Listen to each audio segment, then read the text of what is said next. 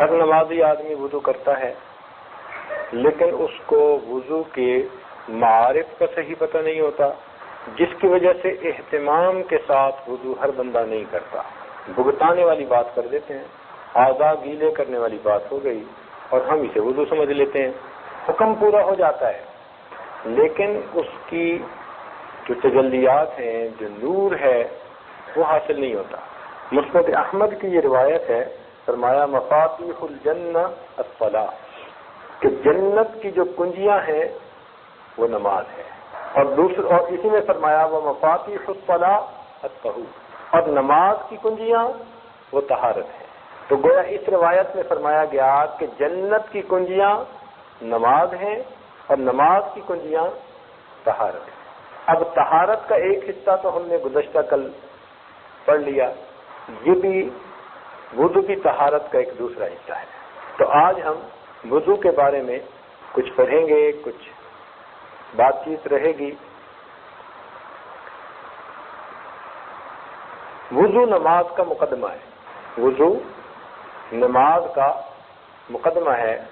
جتنا اہتمام سے انسان وضو کرے گا اتنا ہی اہتمام سے نماز پڑھنے کی توفیق ہوگی۔ آپ ایک بندہ ایسا نہیں پیش کر سکتے کہ جو وضو تو اہتمام سے نہ کرتا ہو اور نماز اہتمام کی نصیب ہو جاتی ہو، یہ نہیں ہو سکتا۔ جن حضرات کو بھی نماز کا خشوع اور خضوع نصیب ہوا، ان لوگوں کا وضو بھی اسی کی مانند تھا۔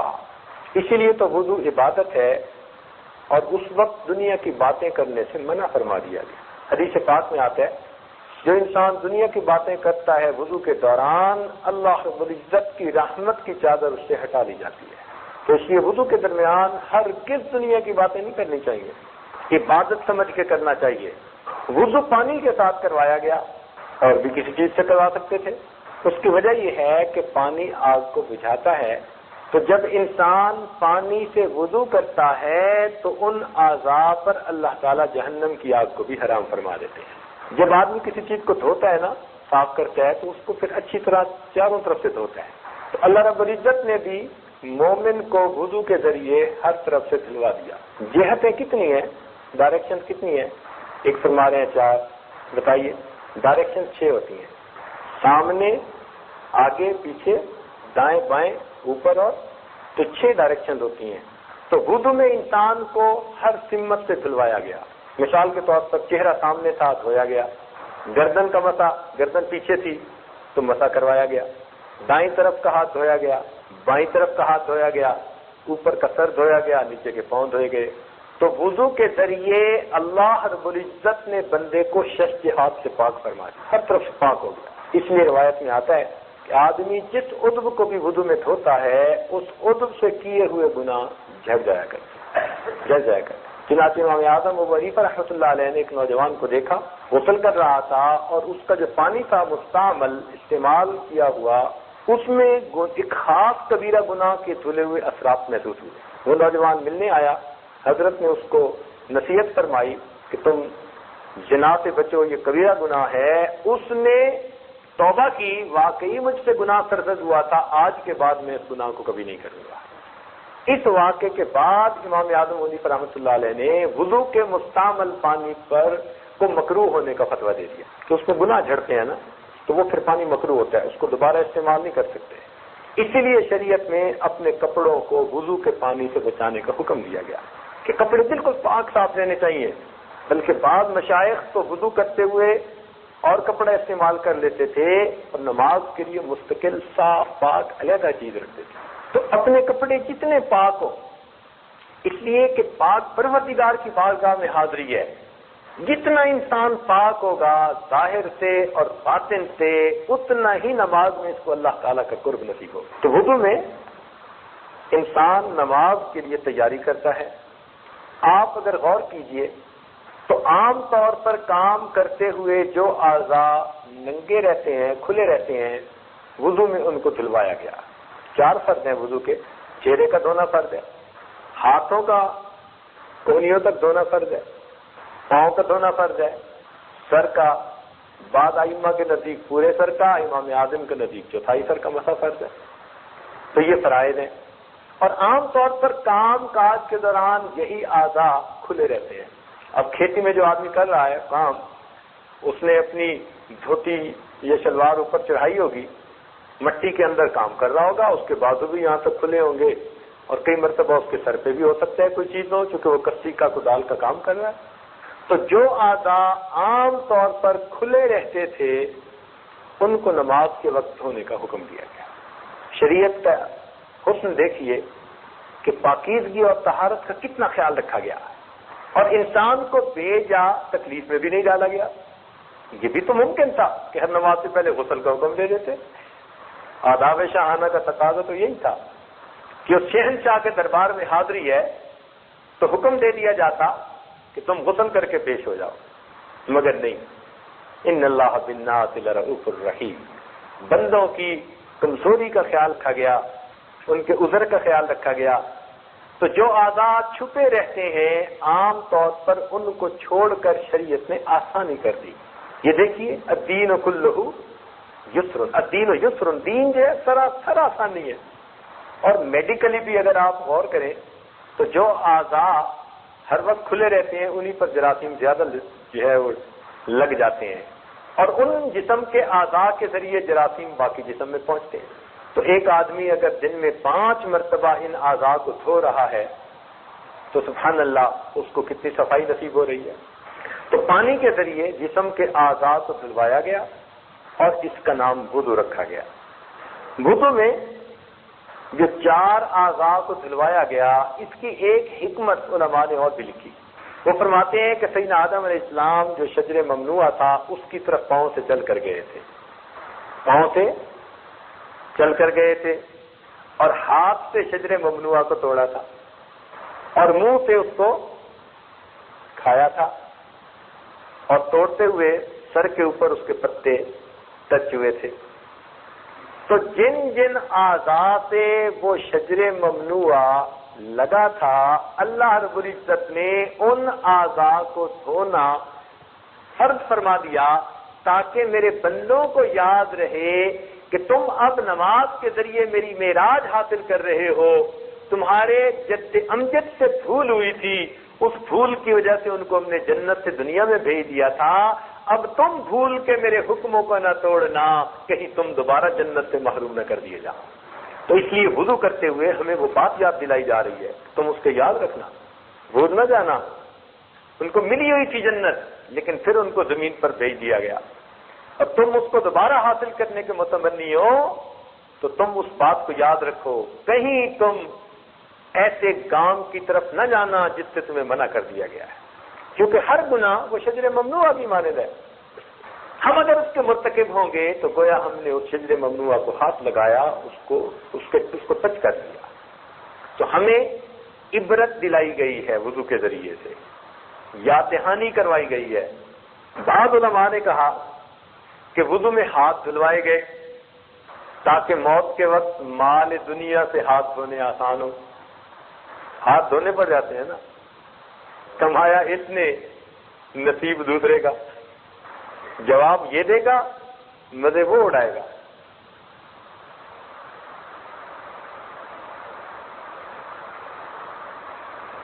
میرے دوستو، ایک بات دل کے کانوں سے سننا کہ کچھ لوگ مالدار ہوتے ہیں اور کچھ مال کے چوکیدار ہوتے ہیں، سمجھے؟ کچھ لوگ مالدار ہوتے ہیں، مالدار کون؟ کہ جس کو اللہ نے خوب دیا اور وہ دونوں ہاتھوں سے اللہ کے راستے میں دین کے کاموں میں خوب خرچ کر رہا ہے، یہ مالدار ہے۔ اور مال کا چوکیدار کون؟ کہ دیا تو بہت ہے لیکن بینک بیلنس ہی دیکھتا رہتا ہے، اللہ کے راستے میں خرچ کرنے کی توفیق نہیں ہوتی، گناہوں میں خرچ ہوتے ہیں۔ اللہ اکبر۔ ہم لوگوں نے واشنگٹن میں مسجد بنانی تھی، اور ان دنوں دوست احباب آ کے اپنا اپنا حصہ اس میں ڈال رہے تھے۔ ایک صاحب آئے اور کہنے لگے جی میرے گھر کے حالات اچھے نہیں، میں تو سچی بات ہے کہ $10 بھی نہیں دے سکتا، تو میں اس لیے آیا ہوں کہ بس آپ میرے لیے دعا کر دیجئے۔ ہم نے کہا بھئی ہم نے تو نہ کسی کو زبردستی کہا ہے نہ کہیں گے، طریقہ ہی نہیں۔ اللہ کا گھر بن رہا ہے، ہر بندہ اپنے طور پہ اس میں حصہ ڈال رہا ہے، تو جو ڈالے گا طیب نفس کے ساتھ وہی ٹھیک ہے۔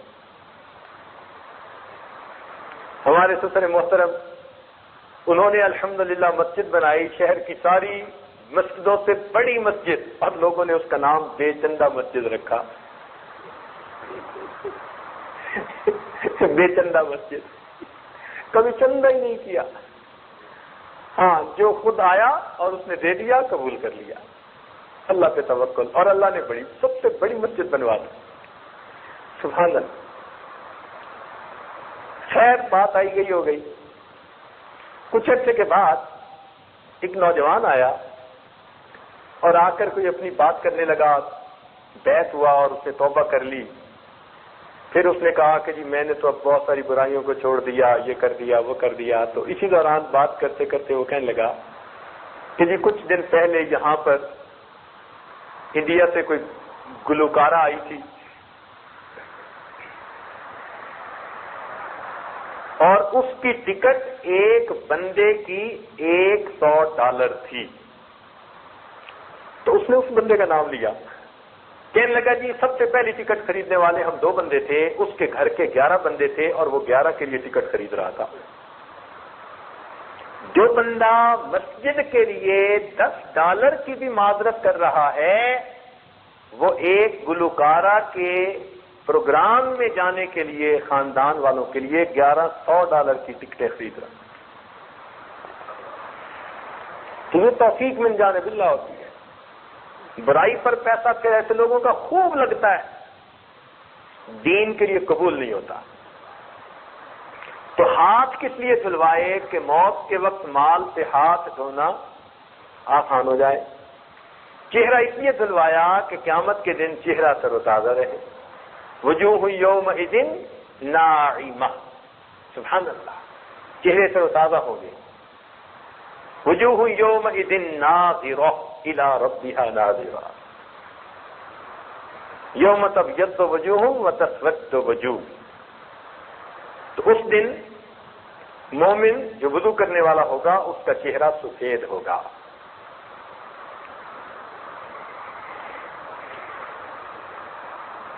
پاؤں اس لیے دھلائے کہ پل صراط پر قیامت کے دن گزرنا آسان ہو جائے، اور سر اس لیے جو ہے مسح کروایا کہ قیامت کے دن عرش کا سایہ نصیب ہونا آسان ہو جائے۔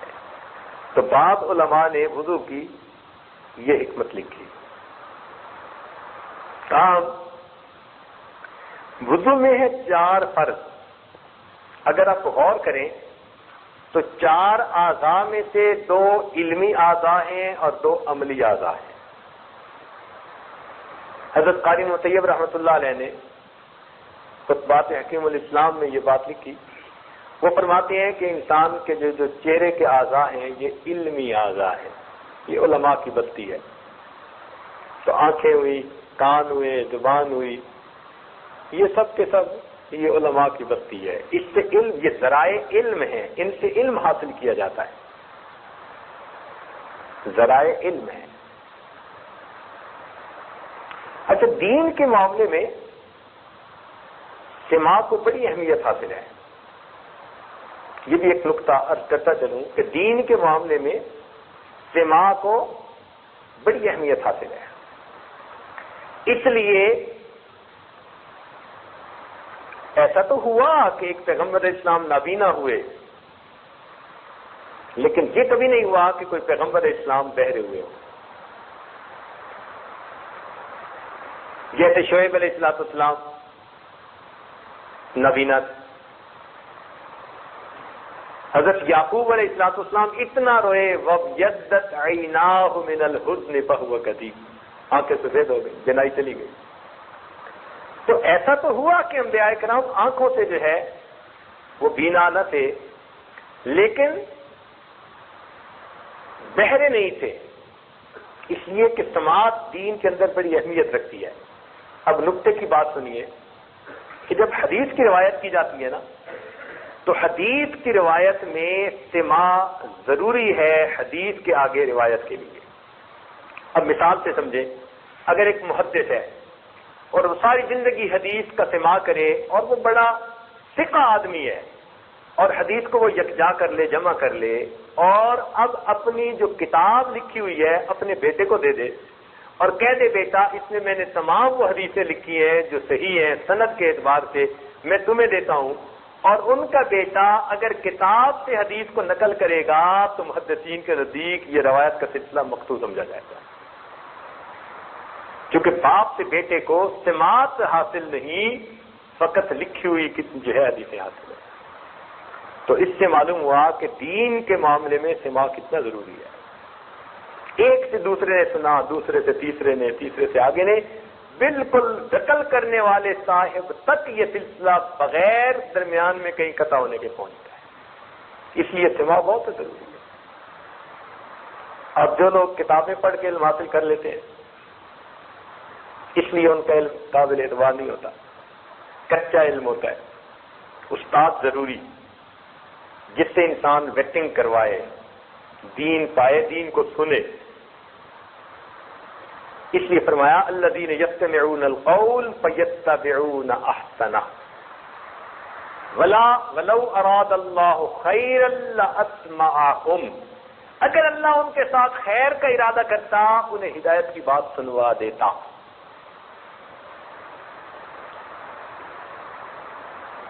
ان فی ذلک لآیات لقوم یسمعون، تو سماعت کی باتیں قرآن میں بہت کی گئی۔ تو اچھا سامع ہونا یہ بھی ایک نعمت ہے، ورنہ تو ادھر سے سن کے ادھر سے نکال دیتے ہیں۔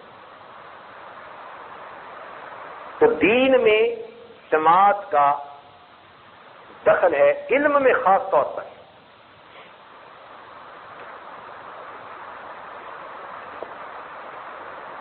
تو وضو میں 4 اعضاء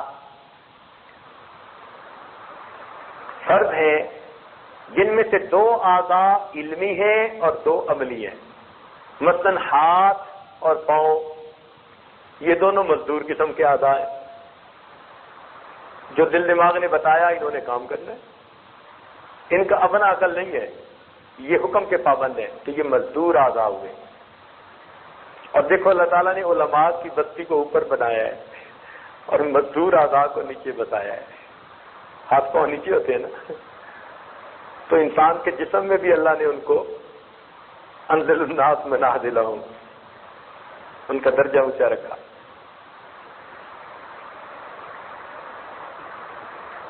تو 2 علمی اعضاء، ایک سر اور ایک چہرہ، اور 2 عملی اعضاء، ایک ہاتھ اور ایک پاؤں۔ لیکن جب انسان کو پانی نہ ملے تو اس وقت تیمم کا حکم دیا گیا، اور تیمم کے لیے مٹی کو استعمال کروایا گیا۔ کیوں؟ کہ پانی نہ ملنے کی وجہ سے کوئی ایسی چیز کا حکم دینا ضروری تھا جو پانی سے بھی زیادہ عام اویلیبل ہو بندے کو، ورنہ اگر پانی کی بجائے ایسی چیز دیتے کہ وہ بھی نہ ملتی تو تیمم کیسے ہوتا؟ تو تیمم تو یہ تھا نا کہ چلو پانی نہیں ملتا تو کوئی بات نہیں، یہ تو تمہیں ملتا ہی ہے نا۔ تو اس لیے اللہ تعالیٰ نے پانی کی جگہ پھر مٹی کو کہا کہ مٹی سے تیمم کر لو۔ لیکن جب مٹی سے تیمم کروایا تو اب 4 فرضوں کی بجائے اللہ رب العزت نے تیمم میں 2 فرض کر دیے،